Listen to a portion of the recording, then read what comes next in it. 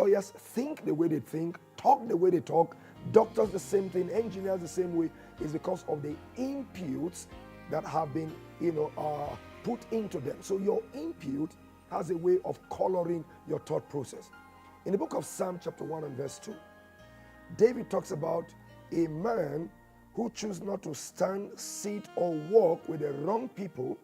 But in verse 2 he says, but his delight is in the law, and in this law doth he meditate. Day and night he shall become like a tree planted by the rivers of water. What you meditate upon determines what you become. You cannot think, positive when you always ingest negativities. So that is why we must watch the things that we put into us, so that will determine what becomes of us. In the book of Psalm 119 and verse 148, David puts it this way. He said, my eyes will prevent the night watches, so that I can meditate upon your word.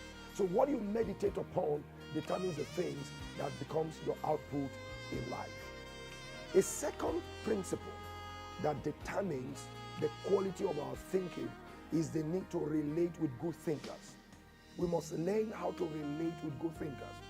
Every time you associate with people whose quality of thinking is first class, whose quality of thinking is first rate, you just discover by the law of absorption, by the law of transference, you begin to think like them. So it's important that we choose the people that we allow to become very close confidants of us. Now, let me show you a few scriptures.